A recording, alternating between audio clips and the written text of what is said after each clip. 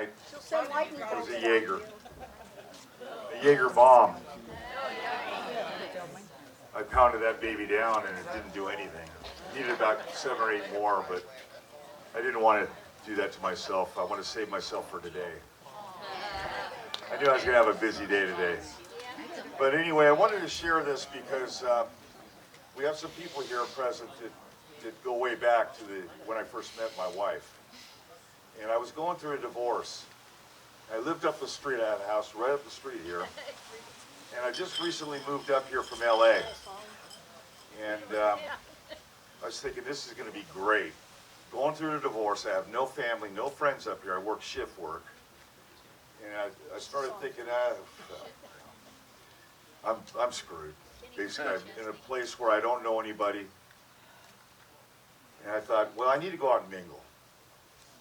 So I took my Norton motorcycle out. I thought I'd go to the Port Costa warehouse because every Sunday there'd be motorcycle enthusiasts driving down the McEwen and all that.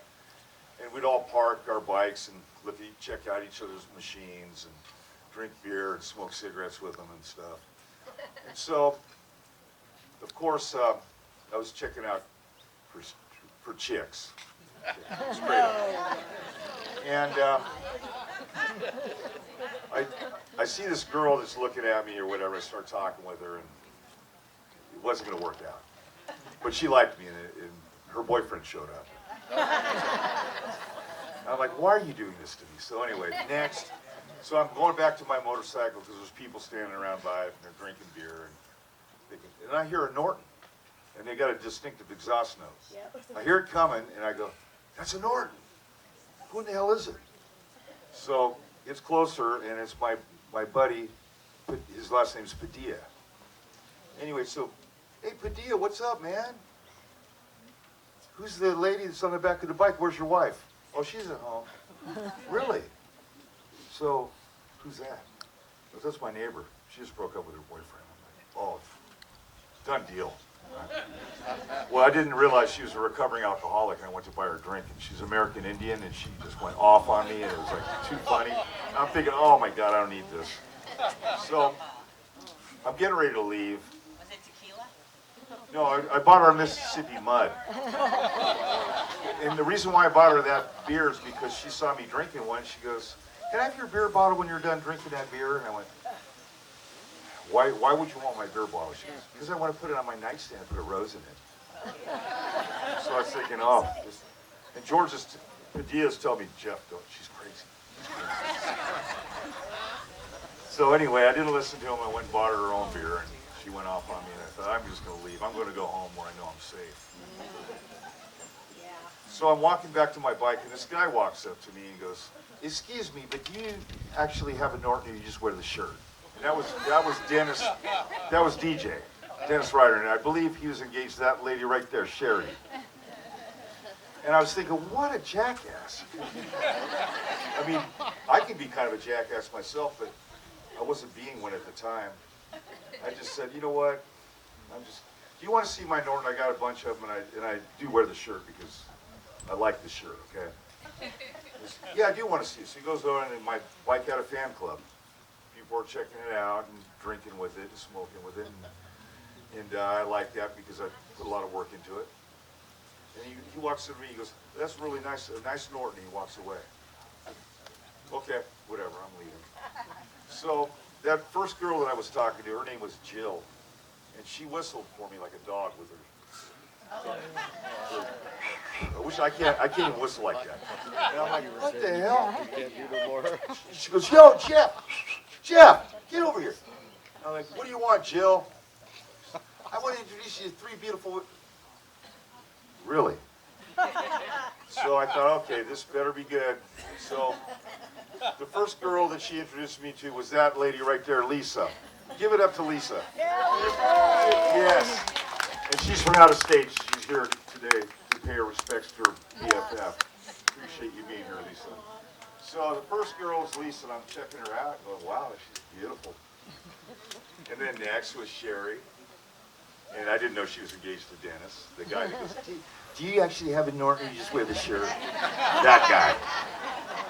So I'm checking her out, and she's cute too. And then, of thinking like this is like Charlie's Angels. I'm eating Charlie's Angels or something. Because the next girl was Rhonda. And goes, this is Rhonda. And I got her hand in mine, and I'm looking at her and looking in her eyes, and I'm like, oh my God, she's beautiful.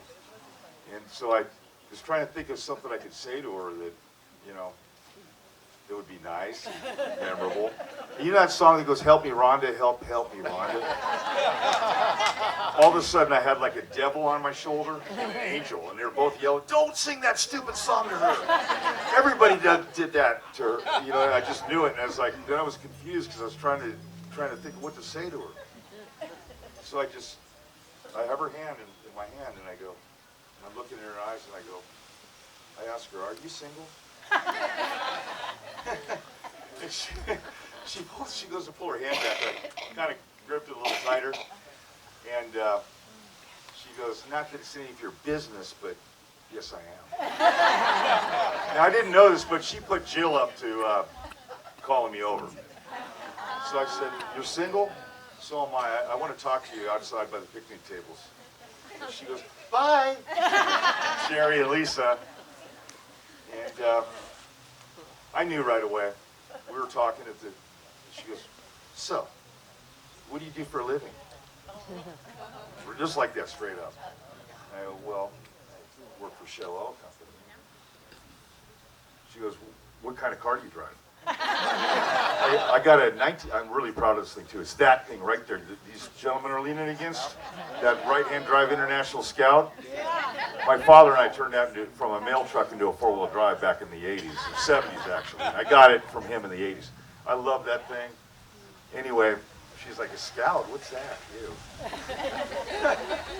So then she asked if I had a house. I'm like, yeah, you're kind of nosy, right? But I was going through a divorce, like I said, and that went really well.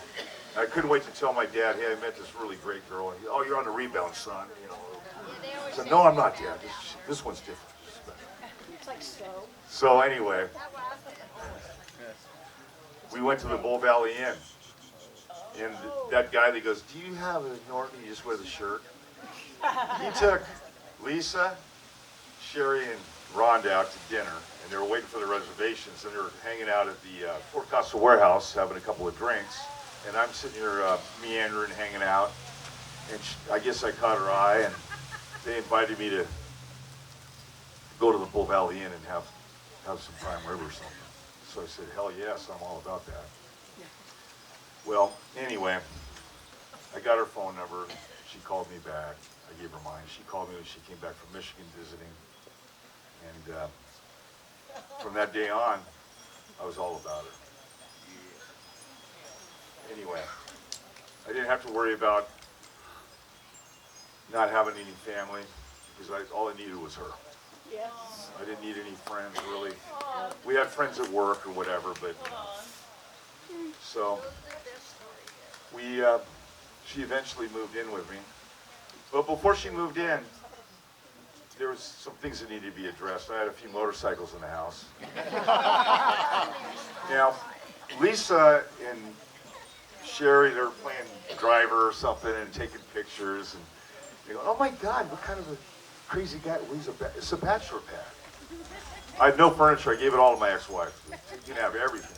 All the silverware, the plates, whatever. I got paper plates for that.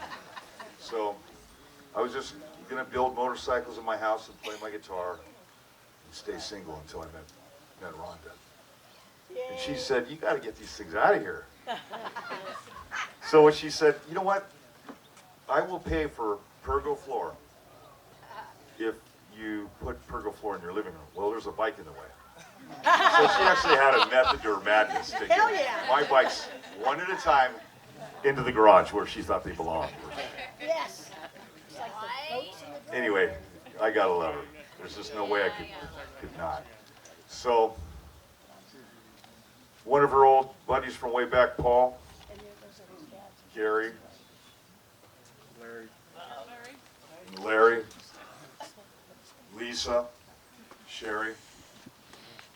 Anybody else from the crew way back? Yeah. Yep. I'm thankful you guys are here.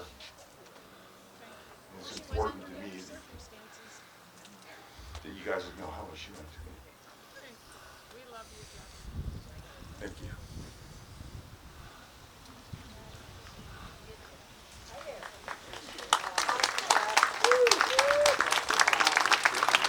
Wow, good job, guys. Thank you for sharing that wonderful story with us. I was going to tell it, but I thought, nope, maybe Jeff might want to tell that story. You just told it to me the other day, that's why I know. Anyway, we have some other folks that would like to have a chance to come up and speak. And then after they speak, because they got on the list, then whoever would like to come up and speak on behalf of Rhonda, you'll get that opportunity to do that.